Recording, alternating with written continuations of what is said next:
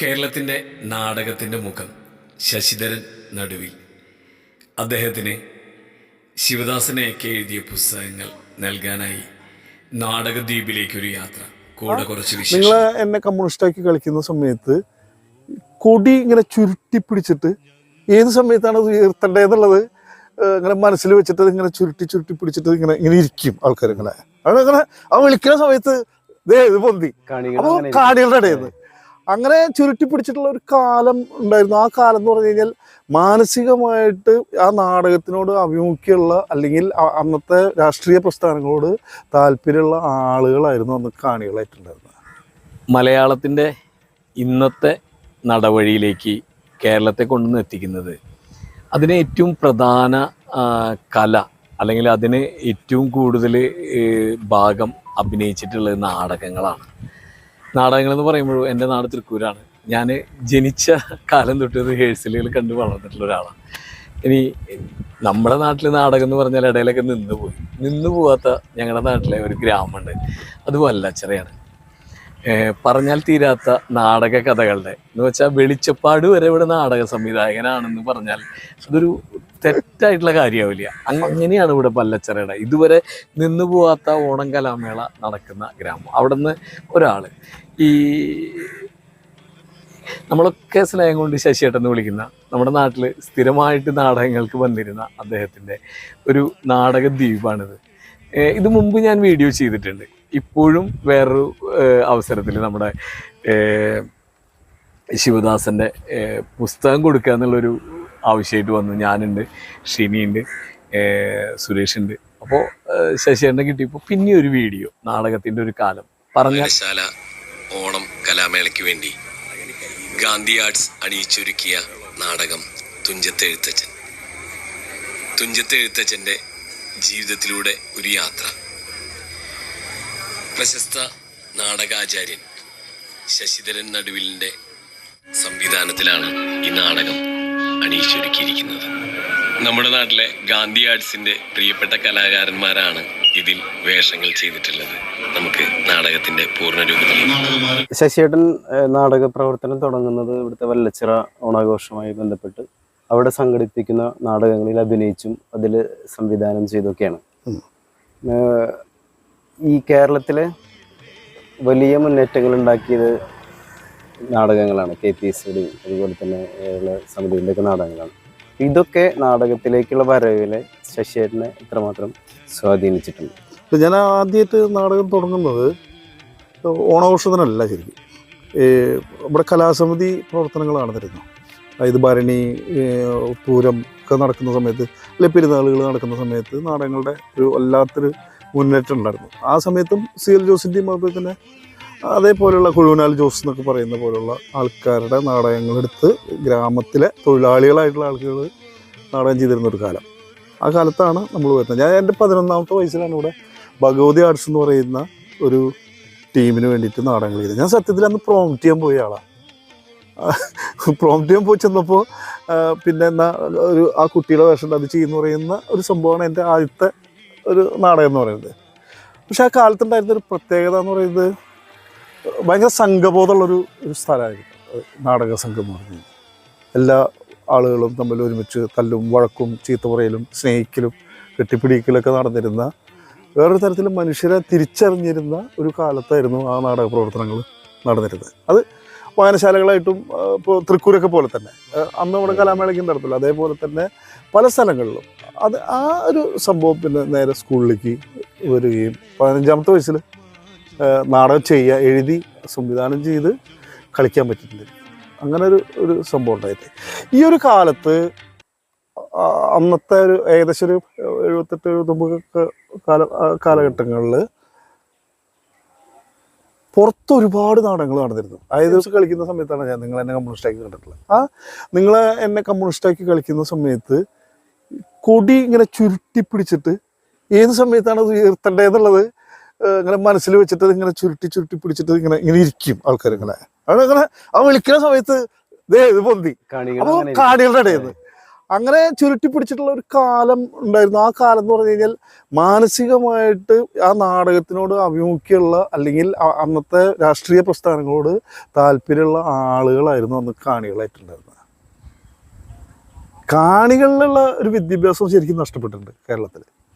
കാണികൾ എങ്ങനെയാണ് നാടകം കാണേണ്ടത്, എന്തിനാണ് നാടകമായിട്ട് കാണേണ്ടത്, ആ നാടകത്തിൽ നിന്ന് എന്താണ് സ്വീകരിക്കേണ്ടത്, എന്താണ് റിജക്റ്റ് ചെയ്യേണ്ടത് എന്നുള്ളതിനെ കുറിച്ച് ഇപ്പോൾ വിവരമില്ലാത്ത ആളുകളായി പോയിട്ടുണ്ട് ഇപ്പോൾ കേരളത്തിലുള്ള ഒരു സംഭവം. ഇപ്പം അടുത്തുണ്ടായിട്ടുള്ള ഒരു സംഭവം ഇതിൻ്റെ ഒരു കാരണം എന്ന് പറയുന്നത് ഒരു ഇപ്പോൾ ഞങ്ങളിപ്പോൾ ഈ തിയേറ്ററിൽ വർക്ക് ചെയ്യുന്ന ആൾക്കാർ പലരും പറയാറുണ്ട് നല്ല കാണി എങ്ങനെയാവാം, നല്ല സ്ക്രിപ്റ്റ് റൈറ്റർ എങ്ങനെയാവാം, നല്ല ഡയറക്ടർ എങ്ങനെയാവാം, നല്ല നടൻ എങ്ങനെയാവാം, അല്ലെങ്കിൽ മ്യൂസിക് ചെയ്യുന്ന ആൾ എങ്ങനെയാവാം. ഇതൊക്കെ അങ്ങനെ ഒരു എന്താ പറയുക പാഠ്യവിഷയമാണ് ഇതൊക്കെ ശരിക്കും. അപ്പോൾ നല്ല ഓഡിയൻസ് എങ്ങനെ നല്ല ഓഡിയൻസിൻ്റെ ലക്ഷണം എന്താണ്? നല്ല ഓഡിയൻസ് കൈയടിച്ച് പോകുന്നു എന്നുള്ള അല്ല ലക്ഷണം. അവർ നമ്മൾ ചെയ്യുന്ന സാധനങ്ങളെ ചോദ്യം ചെയ്യാനോ മോശമായതിന് മോശമാണെന്ന് പറയാനോ നല്ലതിന് നല്ലതാണെന്ന് പറയുന്ന ഓഡിയനല്ല നല്ല ഓഡിയൻ. അതല്ല ശരിക്കും എന്താ പറയുക, ഈ നല്ല ഓഡിയൻസിൻ്റെ വേഷം കെട്ടിയിട്ടുള്ള ആൾക്കാർ എന്ന് പറയുന്നത് അവരാണ് ശരിക്കും. അത് ഇപ്പം അന്നത്തെ ഒരു നാടകം കാണുന്ന സമയത്ത് ഇപ്പോൾ ആയിരക്കണക്കിന് ആൾക്കാർ ശരിക്കും ഇങ്ങനെ ഉണ്ടാവും. പാലക്കാടൊക്കെ എന്ന് കഴിഞ്ഞാൽ ഭയങ്കര സംഭവം. അപ്പോൾ നമ്മൾ പിന്നെ പതുക്കെ ഇങ്ങനെ പുറത്ത് കിടക്കുമ്പോൾ അവിടേക്ക് ചെറിയൊരു അരമണിക്കൂർ നാടകം ചെയ്യണമെന്ന് അവിടെ എന്തെങ്കിലും പരിപാടി വന്നു കഴിഞ്ഞാൽ നമ്മൾ അത് കാണാൻ പോകുന്ന സമയത്ത് കാണുന്ന ഒരു വല്ലാത്തൊരു കാഴ്ച ഉണ്ട്. ആ കാഴ്ച എന്ന് പറഞ്ഞാൽ എൻ്റെയൊക്കെ സ്വപ്നം ഇപ്പോഴും അതാ. ഇപ്പം ഇവിടെയൊക്കെ ഈ നാടകം കളിക്കുന്ന സമയത്ത് പായൊക്കെ ആയിട്ട് വന്നിട്ട് കപ്പലണ്ടിയൊക്കെ കുറിച്ച് ഒരു പ്രത്യേകത നേരം വെളുക്കുന്ന ഒരു നാടകം കാണാന്നുള്ളതാണ്. അത് 2-3 നാടകമൊക്കെ ഉണ്ടാവും. അപ്പോൾ അതങ്ങനെ ഇരുന്നിട്ട് നേരം പരവരാന്ന് വെളുക്കുന്ന സമയത്ത് ഒരു പായ മടക്കി അത് കക്ഷത്ത് വെച്ച് അവരിങ്ങനെ യാത്ര ഇങ്ങനെ പാടവരമ്പത്തൂടെയൊക്കെ യാത്ര പോകുന്ന തെയ്യൊക്കെ പോണ വരെ നമുക്ക് ഫീൽ ചെയ്തിട്ടുണ്ട് പണ്ട്. അപ്പൊ നവോത്ഥാനത്തിന്റെ ഒരു നാടക വഴി എന്ന് പറയുമ്പോൾ അതൊരു വല്ലാത്ത അനുഭവമല്ലേ? അതെ, അത് എനിക്ക് പറയുന്നത് നവോത്ഥാനത്തിൻ്റെ നാടക വഴികൾ എന്ന് പറയുന്ന സമയത്ത് അന്ന് അത്രയ്ക്കും കലുഷിതമായിരുന്നു അന്തരീക്ഷം. ഒരു കലുഷിതമായിട്ടുള്ളൊരു അന്തരീക്ഷത്തിലാണ് പുതിയ മുളകൾക്ക് പൊട്ടി മുളയ്ക്കാനുള്ള സാധ്യതയുള്ളത്. അല്ലാത്തൊരു സ്ഥലത്ത് പാഴാണ് ശരിക്കും വളരെ. ആ പാഴിൻ്റെ അംശമാണ് ഇപ്പോൾ കൂടുതലുള്ളത്. അതായത് എന്താണ് അതിൻ്റെ ആവശ്യം? അതൊന്നും ആവശ്യമില്ല. ഇപ്പം എന്ത് പാർട്ടി, എന്ത് സംഭവം. അപ്പം ഞാൻ പറയട്ടെ, ഇപ്പം ഞാൻ തുറന്നു പറയാണ്, കിഴവനും കടൽ എന്ന് പറയുന്ന നാടകം ഞാൻ ചെയ്യാനുള്ളൊരു കാരണം എന്ന് പറയുന്നത് ഇവിടെ ഈ നേതാക്കന്മാരും അതുപോലെ തന്നെ ബാക്കിയുള്ള ആളുകൾ വെറുതെ നടക്കുന്നവരാണ്. അവരൊന്നും ഇവിടെ ഈ കേരളത്തിന് വേണ്ടി ഒന്നും ചെയ്തിട്ടില്ല എന്ന് പറയുന്ന ഒരു പ്രത്യേക ഘട്ടം ഉണ്ടായിരുന്നു അവിടെ കേരളത്തിലുണ്ടായിരുന്നു. എല്ലാവരും അവരാ രാഷ്ട്രീയക്കാർ വെറുതെ കാശടിച്ച് മാറ്റാൻ നടക്കുന്ന ആൾക്കാരാണ്, യാതൊരു ഇഷ്ടത്തിലും താല്പര്യമില്ല ആൾക്കാരാണ്, അവർക്കൊന്നും ഇതൊന്നും പ്രശ്നമല്ല, സുഖമായിട്ട് ജീവിക്കുന്നവരാണ്, അങ്ങനെയാണെന്ന് പറയുന്ന സമയത്താണ് നമ്മൾ ഈ ഹെമിംഗ്വേ പോലുള്ള ആളുകളെ നമ്മൾ കണ്ടെത്തുന്നത്. അപ്പോൾ ഹെമിംഗ്വേനെ പഠിക്കാൻ പോകുന്ന സമയത്ത് അന്വേഷിച്ച് പിടിച്ചു വന്നപ്പോൾ അതിൽ മനോളി എന്ന് പറഞ്ഞൊരു കഥാപാത്രമുണ്ട്. ആ മനോളി എന്ന് പറഞ്ഞ കഥാപാത്രത്തിനെ അന്വേഷിച്ചപ്പോൾ ഒരാൾ വളരെ ഗംഭീരമായിട്ട് പറയുന്നുണ്ട്, ഞാൻ നിങ്ങളെ ഭയങ്കരമായിട്ട് ആരാധിക്കുന്നു. കാരണം എന്താ വെച്ച് കഴിഞ്ഞാൽ ഈ കരീബിയൻ കടലിൽ കൂടെ എനിക്ക് അങ്ങോട്ട് പുറത്തേക്ക് കടക്കാനും അവിടെ നിന്ന് വന്നിട്ടുള്ള സിംഹങ്ങളെയും മറ്റേ തിമിംഗലങ്ങളോട് പൊരുതാനും ഉള്ള ഊർജം തന്നത് നിങ്ങളാണെന്ന് പറയുന്നത്. അത് ആരാ പറയുന്നത്? ഫിഡൽ കാസ്ട്രോ ആണ് പറയുന്നത്. അപ്പോൾ ഇത് കൃത്യമായിട്ടും നമുക്കിത് പുറത്തേക്ക് കൊണ്ടുവരാൻ പറ്റുന്ന, നമ്മൾ ഈ പറയാൻ പോകുന്ന കാര്യം പറയാൻ പറ്റുന്ന ഒരു കൃതിയാണ് ഏണസ്റ്റ് ഹെമിംഗ്വേയുടെ ഓൾഡ് മെൻ ആൻഡ് സീ എന്ന് നമുക്ക് തോന്നുന്നതാണ്. ഇതാണ് നാടകം. അപ്പം അങ്ങനെ ഒരു കാലം ഉണ്ടായിരുന്നത് പറയാൻ വേണ്ടിയിട്ടാണ് അത്. പിന്നീട് ഉണ്ടായിട്ടുള്ള ഒരു സംഭവം എന്ന് പറയുന്നത് ഇപ്പം നിങ്ങൾ തന്നെ കമ്മ്യൂണിസ്റ്റാക്കിയും അതേപോലെ ഇപ്പം നേരത്തെ പറഞ്ഞ ഡോക്ടർ എന്നൊക്കെ പറയുന്ന നാടകമൊക്കെ കാണുന്ന സമയത്ത് അശ്വമേധം ഡോക്ടർ അതേമാതിരിയുള്ളൊരു പ്രത്യേകതയുള്ള ഒരു നാടകം. അതേമാതിരി തന്നെ ഈ പി ജെ ആന്റണിയുടെ നാടകങ്ങൾ കാണുമ്പോൾ സോഷ്യലിസം എന്നൊക്കെ പറഞ്ഞിട്ട് അദ്ദേഹത്തിൻ്റെ ഒരു നാടകം ഞാൻ കണ്ടിട്ടുണ്ട്. പ്രൊഫഷണൽ നാടകമാണെങ്കിൽ പോലും ഇന്നത്തെ കാലത്ത് കളിക്കുന്ന നാടകം പോലെയാണ് അത് കളിച്ചിട്ടുള്ളത്. തിലകനാണ് അതിലെ പ്രധാന വേഷം കളിച്ചിരുന്നത്. അത് അന്ന് കാണുന്ന സമയത്ത് അതേമാതിരി തന്നെ യൗവനങ്ങളുടെ നൊമ്പരം, സേവ്യർ പുൽപ്പാട്ടിൻ്റെ ഒരു നാടകം, കന്യാകുമാരിയിലൊരു കടങ്കഥ എന്നൊക്കെ പറഞ്ഞിട്ട് നമ്മളന്ന് കണ്ടിട്ടുള്ള, നമ്മുടെ രീതി അല്ലെങ്കിൽ പോലും നമ്മളന്ന് കണ്ടിട്ടുള്ള നാടകങ്ങളും ആയിരക്കണക്കിന് ആൾക്കാർ ഇതിൻ്റെ പിന്നാലെ നടക്കാനും തയ്യാറുള്ള ഒരു കാലത്തായിരുന്നു ശരിക്കും ഇവിടെ കൃത്യമായിട്ട് നാടകത്തിൻ്റെ വസന്തകാലം എന്ന് പറയുന്നത്. അത് ഏകദേശം 80 മുതൽ 2000 വരെയും ശരിക്കും നിന്നുണ്ട്. ഏറ്റവും നല്ല ഒരു കാലം എന്ന് പറയുന്നത് അതാണ് ശരിക്കും. അപ്പോൾ പിന്നെ അതേമാതിരി തന്നെ കലാസമിതികളും ഉണ്ടായി. ഇപ്പോൾ KPSC പോലുള്ള, അല്ലെങ്കിൽ കണ്ണൂർ സംഗീതന പോലുള്ള, അല്ലെങ്കിൽ നാഷണൽ തിയേറ്റേഴ്സ്, അങ്ങനെ വരുന്ന സംഘങ്ങൾ നിലവിലെ രാഷ്ട്രീയാധിഷ്ഠിതമായിട്ടുള്ള സാമൂഹ്യ വ്യവസ്ഥിതിക്കെതിരെയാണ് അന്ന് നാടകങ്ങൾ ഉണ്ടായിരുന്നത്. ആ നാടകങ്ങൾ അതുകൊണ്ടാണ് ഇപ്പോഴും നിലനിൽക്കുന്നത്. ഇപ്പോഴും അവർ നിങ്ങൾ തന്നെ കമ്മ്യൂണിസ്റ്റാക്കി കളിക്കുന്നുണ്ട്. കളിയൊക്കെ ഒരു വകയാണ്, എങ്കിൽ പോലും ആ കാമ്പിശ്ശേരി നിന്നും ചെയ്തിരുന്ന ആ ഒരു സൗകര്യമൊന്നും നമുക്ക് കിട്ടില്ല ഇപ്പോൾ. അപ്പം ആ ഒരു കാലം എനിക്ക് തോന്നുന്നു അങ്ങനെ ഒരു പൊളിറ്റിക്കലായിട്ടുള്ള ഒരു മൂവ്മെൻറ്റ് ഉണ്ടാവാനുള്ള ഒരു കാരണം എന്ന് പറയുന്നത് അത്രയും പ്രശ്നബാധിതമായിട്ടുള്ള ഒരു പ്രദേശമായിരുന്നു ശരിക്കും കേരളത്തിലുണ്ടായിരുന്ന ഒരു അവസ്ഥ. അതിനെതിരെ സമരം ചെയ്യുകയും ആ സമരത്തിന് അനുകൂലമായിട്ടാണ് നാടകങ്ങൾ ഉണ്ടായിട്ടുള്ളത്. അതെ, ഓരോ നാടകവും ഓരോ സമരങ്ങളായിരുന്നു. അതിന് 2-3 കാര്യങ്ങളുണ്ട്. കാരണം എന്താ വെച്ച് കഴിഞ്ഞാൽ ജോസ് ചെർമലാണ് എൻ്റെ ഗുരു. എനിക്ക് ആകെ കൂടി ഒരു ഗുരുവുള്ളൂ നാടകത്തിൻ്റെ കാര്യത്തിൽ. ആ തൃശ്ശൂരിൻ്റെ ഒരു കട്ടൗട്ടാണ് അത് ശരിക്കും. അങ്ങനെ നിൽക്കുന്ന സമയത്ത് എനിക്ക് എന്നെ സംബന്ധിച്ചിടത്തോളം എനിക്ക് എൻ്റേതായിട്ടുള്ള ഒരു ഗ്രൂപ്പ് ഉണ്ടാക്കണമെന്ന് യാതൊരു താല്പര്യം ഉണ്ടായിരുന്നില്ല. കാരണം റൂട്ട് എന്ന് പറയുന്ന ഇന്ത്യയിലെ തന്നെ ഏറ്റവും മിടുക്കന്മാരായിട്ടുള്ള ആളുകൾ വെച്ചിട്ടാണ് റൂട്ട് എന്ന് പറയുന്ന സ്ഥാപനം ഉണ്ടാക്കുന്നത്. ആ റൂട്ട് കൃത്യമായിട്ട് പൊളിഞ്ഞു പോകുന്നത് അതിൻ്റെ ഉള്ളിലുള്ള ജോസേട്ടനൊപ്പം നിന്നിരുന്നവരുടെ സംവിധായകനാകാനുള്ള ആഗ്രഹം കൊണ്ടാണ് അത് പൊളിഞ്ഞു പോയിട്ടുള്ളത്. അപ്പം എന്താ വെച്ചാൽ കളിച്ചിട്ടുണ്ട്, ബോംബെ കളിച്ചിട്ടുണ്ട്.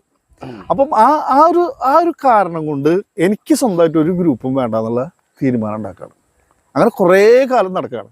കുറേ കാലം നടന്ന് ഇനിയിപ്പം റൂട്ടാണോ റൂട്ട്, വേറെ എന്തെങ്കിലുമാണോ അത്, കളിയരങ്ങാണോ കളിയരങ്ങ്, അങ്ങനെ അങ്ങോട്ട് പോവുകയാണ്.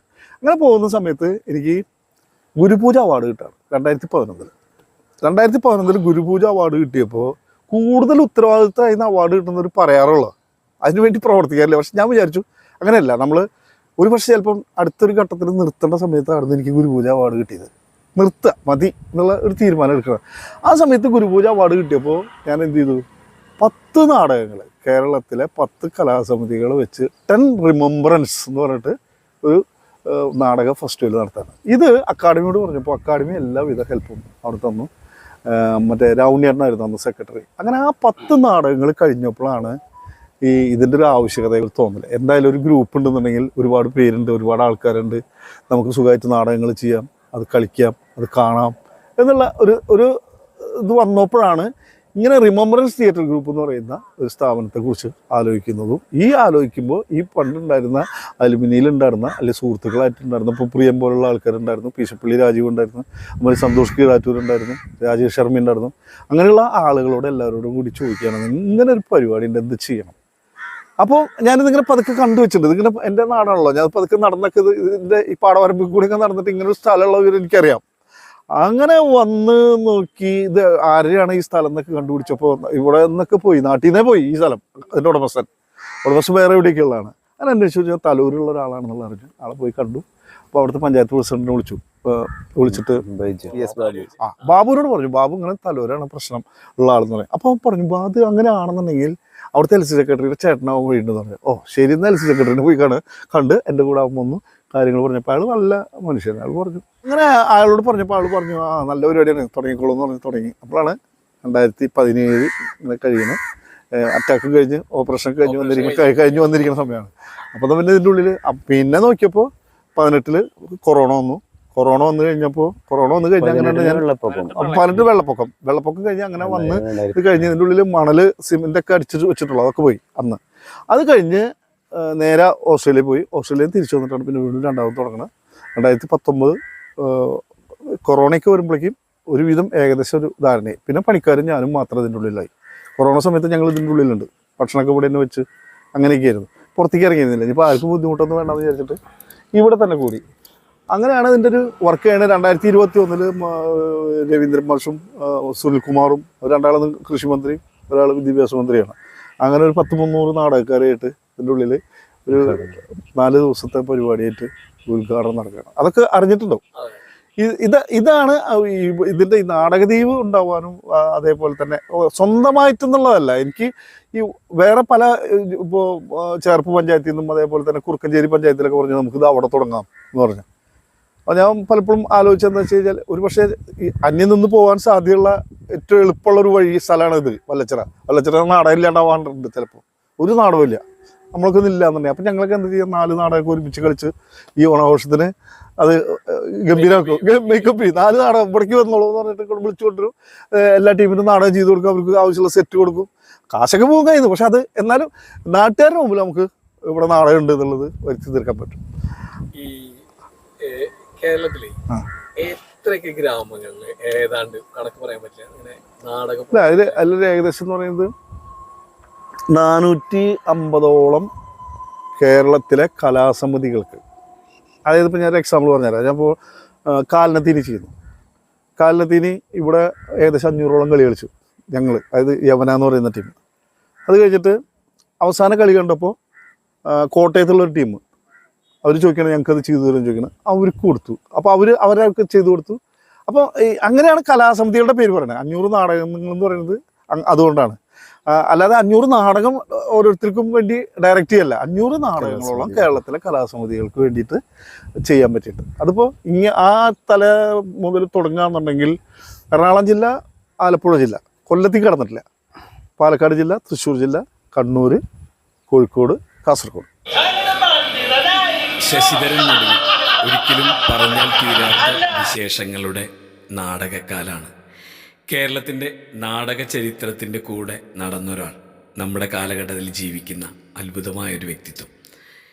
പറഞ്ഞ് പോകാൻ ഇനിയും ഒരുപാട് കാര്യങ്ങളുണ്ട്. മറ്റൊരിക്കൽ മറ്റൊരു വീഡിയോയുമായിട്ട് വരാം.